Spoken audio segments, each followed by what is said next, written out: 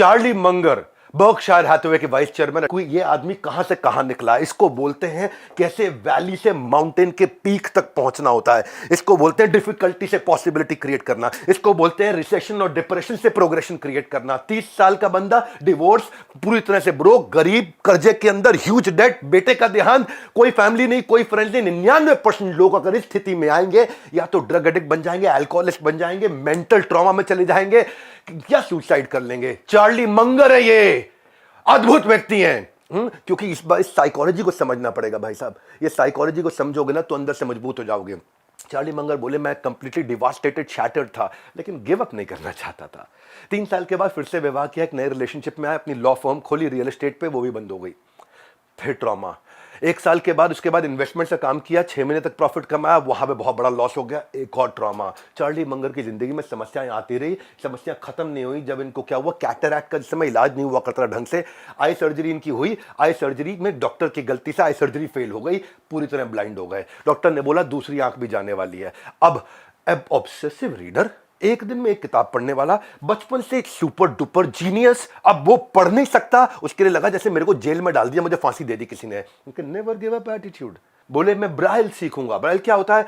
जो visually impaired व्यक्ति है वो बिना आंखों के हाथ लगा लगा के कैसे पढ़ सके। उन जमाने में, क्योंकि पढ़ना तो है मुझे, लेकिन उनको यूज नहीं करना पड़ा, क्योंकि जो दूसरी आंख थी वो चलती रही, वो उनके जीवन के आखिरी तक चलती रही। 100 साल के होने वाले थे, वो चलती रही। लेकिन स्ट्रेस था कि दूसरी ना चली जाए, दूसरी ना चली जाए। उस स्ट्रेस ने इनको कमजोर नहीं किया और मजबूत कर दिया। स्ट्रांगली मेंटली, मेंटली स्ट्रांग, काम और एकदम पेशेंट, फोकस्ड रहे कि मैं इन्वेस्टिंग स्किल सीखूंगा, इन्वेस्टिंग स्किल सीखूंगा।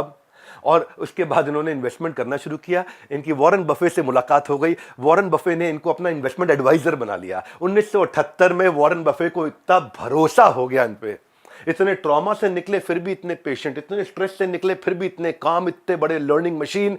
उन्होंने कहा आप मेरी कंपनी, मैं चेयरमैन, आप वाइस चेयरमैन। कमाल हुआ। वहां से शुरुआत हुई 1978 से। इन्वेस्टिंग स्किल की एक्सपर्टीज से इतना वेल्थ क्रिएट करके दिया।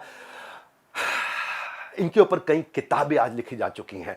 ट्रांसफॉर्म कर दिया एक बड़े कॉन्ग्लोमरेट में बर्कशायर हैथवे को, वॉरेन बफे की कंपनी को। एक के बाद एक कंपनीज खरीदनी शुरू करी प्रॉफिट से।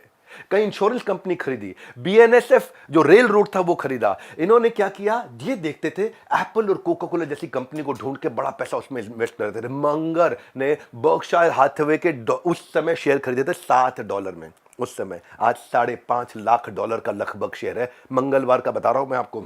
इतना बड़े वेल्दी हो चुके थे। $2 बिलियन की तो उनकी अपनी पर्सनल नेटवर्थ हो गई थी। खैर बाद में इनकी पर्सनल नेटवर्थ इसलिए कम होती रही क्योंकि ये दान देने में, दान चंदे में बहुत विश्वास रखते थे। दुखी परेशान लोगों की मदद करने में विश्वास करते थे, तो अपने $2 बिलियन भी लगभग बांटते चले गए लोगों में। इसीलिए आज जो इन्होंने कॉन्ग्लोमरेट खड़ा किया, इनकी ही अपनी बर्कशायर हैथवे ने और वॉरेन बफे ने इनके सिस्टम को बोला मंगर ऑपरेटिंग सिस्टम।